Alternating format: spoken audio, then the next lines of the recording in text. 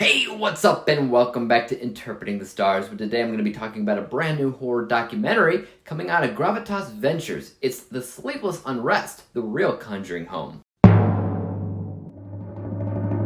The Sleepless Unrest follows a group of paranormal investigators as they travel to the actual house that inspired the Conjuring film, and they try to discover if the darkness still shrouds the home and if they can shed light on what really happened versus what Hollywood portrayed. First of all, big shout out and thanks to Gravitas Ventures for sending me a screener to see this film, a little bit early. I'm kind of a big sucker for ghost hunting type shows, and I've talked a couple of times in the past about documentary type films that have had a, sort of ghost hunt vibe. It's a bit of a guilty pleasure for me for sure, and I can often be seen watching the Travel Channel, for instance, when they have their shows. So when I saw that a movie was coming out featuring the actual supposed Conjuring Home, I was curious to say the least.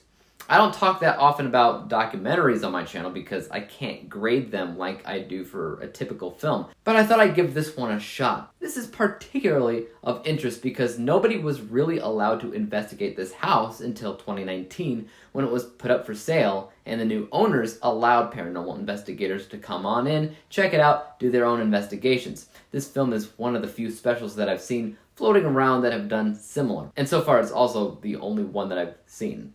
I like the idea of famous homes allowing paranormal investigators in, and personally, I'd love it if they did the same to the Amityville house, because those doors have been shut for a very long time, other than whoever lives there right now. They do not like people touring the house or even looking at it. One day.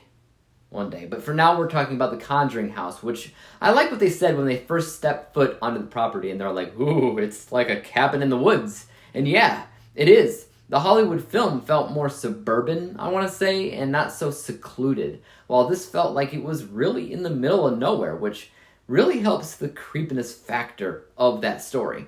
All this helps set up the setting or the atmosphere of this documentary. Without that, the film would just be a typical ghost hunting type show, because after you see that Hollywood movie, you expect certain things to be here, like the story of the witch that presided on the land, like anything regarding Annabelle, right? And I feel like that's why in this documentary there's a Raggedy Ann doll that can be seen in the background here and there. But the witch stuff, that's not really there. The majority of what you see in this movie is doors opening and closing on their own, books falling off the shelves, and a variety of unknown sounds that may or may not be of ghostly origin. Same stuff you see on ghost hunting type shows. Now that would be fine if it weren't the Conjuring house. I feel like there's almost a stigma with this house, especially for it being closed off for however many years it's been closed off. You expect that what you find there, it's got to be the smoking gun, the proof that we've been waiting for forever to prove that what happened there definitely happened there, right? But I gotta say, as far as proof is concerned, I'm a little bit underwhelmed. Because I watch as much stuff as I do from the Travel Channel, I've seen more compelling so-called evidence from recently Destination Fear, Paranormal Caught on Camera, Expedition Bigfoot, and heck, even some shows on YouTube like Mindseed TV. The feeling that I personally got with the Sleepless Unrest was that maybe they experienced some things, but they themselves expected more.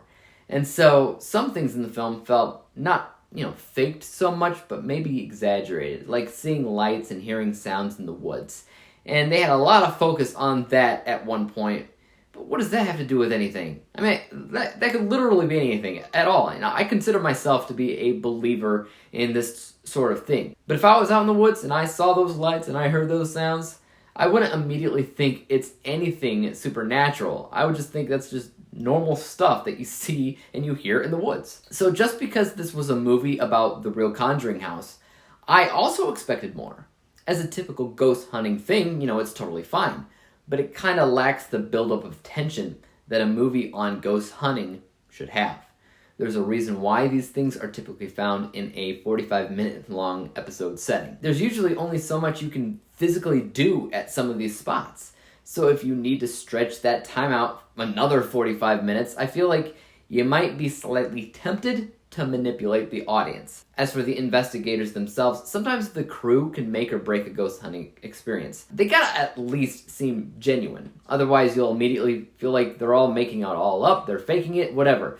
And I did believe them as real people, and looking them all up, it seems like everybody here, at least at one point, worked for the Ghost Hunters TV show, which makes sense, and it also gives them credence for having some experience in the field of both paranormal investigation and, producing something for a wider audience. All in all, I enjoyed it for what it was, even if it sometimes did feel a little bit gimmicky.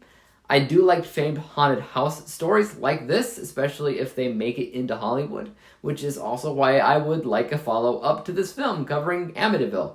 But only one can dream, right? Other than that, I did feel like sometimes they were grasping at straws to convince the audience that this place was and still is haunted.